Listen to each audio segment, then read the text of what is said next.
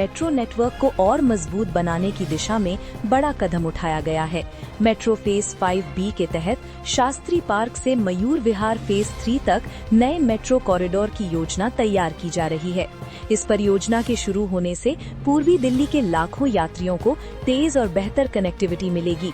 खासकर सीलमपुर, गांधीनगर, गीता कॉलोनी और मयूर विहार जैसे इलाकों के लोगों को बार बार मेट्रो लाइन बदलने की परेशानी से राहत मिलने की उम्मीद है।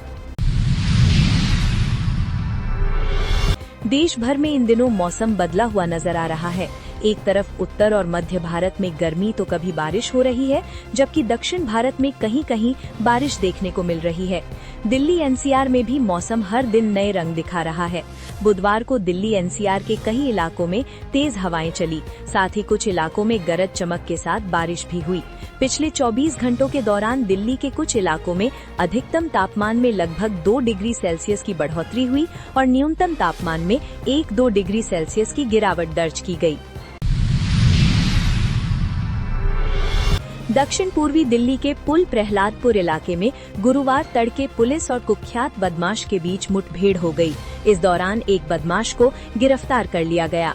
आरोपी की पहचान 50 वर्षीय सुनील उर्फ शेट्टी उर्फ देवा के रूप में हुई है, जो गोविंदपुरी थाने का एक्टिव BC है और कई संगीन मामलों में वांछित चल रहा था। आरोपी के खिलाफ हत्या के प्रयास, लूट और आर्म्स एक्ट समेत 16 संगीन मामले दर्ज हैं। इनमें से 7 मामलों में उसे सजा भी हो चुकी है। गाजियाबाद में 21 मई 2026 से शुरू होने जा रही जनगणना 2027 को लेकर जिला प्रशासन की तैयारियां तेज हो गई हैं। इसी बीच प्रशासन के सामने नई चुनौती खड़ी हो गई है।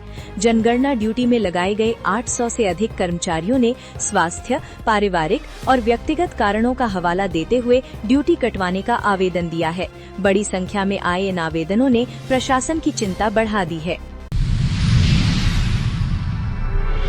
दिल्ली की स्वास्थ्य व्यवस्था और चिकित्सा शिक्षा को एक नई ऊंचाई प्रदान करते हुए मुख्यमंत्री रेखा गुप्ता ने द्वारका के निवासियों को बड़ी सौगात दी है।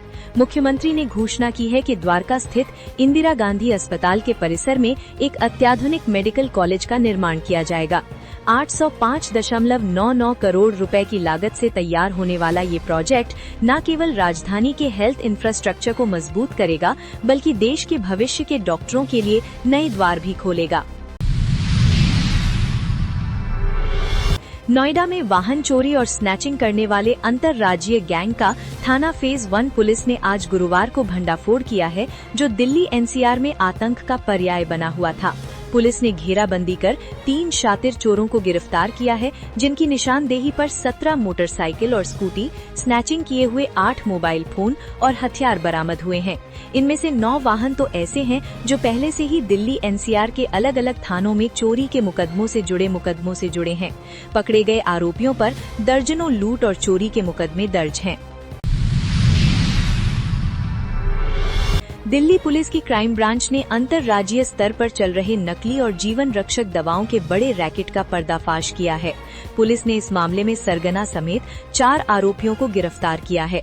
आरोपियों के कब्जे से करीब 6 करोड़ रुपए कीमत की नकली और सरकारी सप्लाई की दवाएं, vaccine, insulin, anti serum, human albumin समेत भारी मात्रा में दवाएं और पैकेजिंग मशीनें बरामद की गई हैं। पुलिस ने मुखर्जी नगर इलाके में चल रही अवैध मैन्युफैक्चरिंग और रीपैकेजिंग यूनिट का भी खुलासा किया है। राजधानी दिल्ली के नेहरू प्लेस में भारतीय डाक विभाग ने अत्याधुनिक पोस्ट ऑफिस केंद्र की शुरुआत की है। केंद्रीय मंत्री ज्योतिरादित्य सिंधिया ने इसका उद्घाटन किया। इस मौके पर उनके साथ दिल्ली की मुख्यमंत्री रेखा गुप्ता भी उपस्थित रहीं। पोस्ट ऑफिस में तमाम तरीके की आधुनिक सुविधाएं उपलब्ध कराई गई हैं। नई तकनीक के साथ पोस्ट ऑफिस का नवीनीकरण किया गया है, ताकि बदलते हुए इस आधुनिक युग में पोस्ट ऑफिस को बचाया जा सके।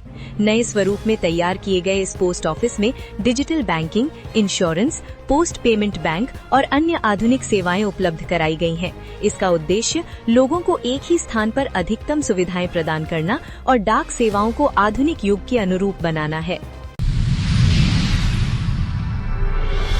भारतीय सेना के वरिष्ठ अधिकारियों ने ऑपरेशन सिंदूर को भारत के इतिहास की एक महत्वपूर्ण घटना बताया।